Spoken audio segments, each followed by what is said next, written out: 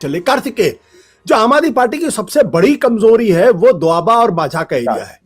और अगर आप डेटा अगर आप देखें, जो हमने आपके साथ बातचीत भी की थी, उसमें वो सिर्फ 2 सीटें जीत पाए, मतलब वो भी बढ़त थी 2014 और 2017 दोनों मिला के। और वहां पे इस बार भी कोई बहुत बड़ा करिश्मा करें, कि आपको लगता है कोई बड़ा करिश्मा कर सकते हैं, खासतौर पे दोआबा के एरिया में, जहां पे कि हिंदू वोटर 60% के आसपास है और दलित वोटर 37% के आसपास है? जी, बहुत बढ़िया सवाल। और मेरा पहला पॉइंट आपको यही होता, चाहे आप कुछ भी सवाल पूछते, कि इस सर्वे का सबसे बड़ा जो इंसाइट मुझे दिख रहा है कि माझा में आम आदमी पार्टी को 9 से 10 सीटें दी जा रही हैं 25 में से। इसका क्या आधार है ये समझना थोड़ा मेरे लिए मुश्किल हो रहा है। दोआबा में आम आदमी पार्टी को 8 से 9 सीटें और मालवा में तकरीबन 38 से 39 सीटें दी जा रही हैं। ये तो हम सब जानते हैं कि आम आदमी पार्टी का स्ट्रॉन्ग होल्ड है वो मालवा है, और अगर उनको चुनाव बनाना है तो उनको मालवा में अच्छा करके दोआबा और माझा में थोड़ा थोड़ा पिकअप करना पड़ेगा। तो ये सर्वे ये परफेक्ट सिचुएशन दिखा रहा है उनके लिए। लेकिन इसका आधार क्या है ये मैं अभी तक समझ नहीं पा रहा हूं, क्योंकि जिस प्रकार अमिताभ जी ने बोला, मैं इस बात से बिल्कुल अग्री करता हूं कि जितना शिरोमणि अकाली दल ग्रो करेगी उतना आपको नुकसान होगा। क्योंकि अगर आप पोस्ट पोल ओपिनियन देखें, ओपिनियन सर्वे देखें 17 के, तो अगर आप हिस्टोरिकली देखें और उस सर्वे को देखें, आप समझेंगे कि कांग्रेस और शिरोमणि अकाली दल में शिरोमणि अकाली दल के पास सबसे बड़ा एडवांटेज जट सिख पॉपुलेशन में रहा है। 2017 में आम आदमी पार्टी ने जट सिख वोट का एक बहुत बड़ा चंक अपने पास अट्रैक्ट कर लिया था, और उसमें कांग्रेस को इतना नुकसान नहीं हुआ था जितना शिरोमणि अकाली दल को हुआ था।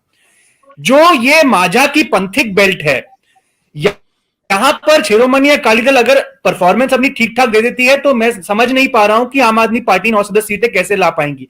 उसका एक और अगर आप एक इंडिकेटर देखें तो ब्रह्मपुरा जो लीडर थे आम आदमी पार्टी में, जो आए थे शिरोमणि अकाली दल में माझा से, तो वो वापस चले गए हैं अपनी पार्टी में।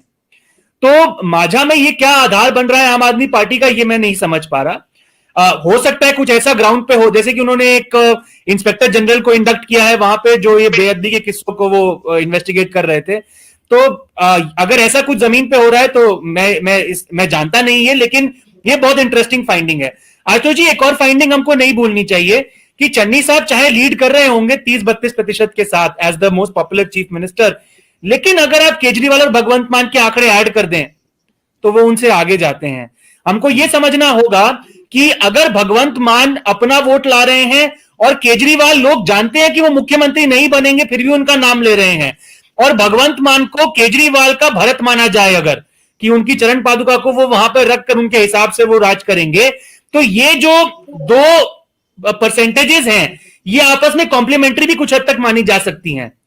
तो मेरा ये मानना जरूर है कि चन्नी साहब काफी हद तक कांग्रेस को आगे ले आए हैं, लेकिन आम आदमी पार्टी का जो थ्रेट है वो आपको यहां से समझ में आ जाएगा। एक आखिरी बात, 3 बड़े बड़े तबके हैं पंजाब में जिनको आपको साधना है चुनाव जीतने के लिए। इसमें जट सिख, दलित और जो नॉन दलित हिंदू पॉपुलेशन है।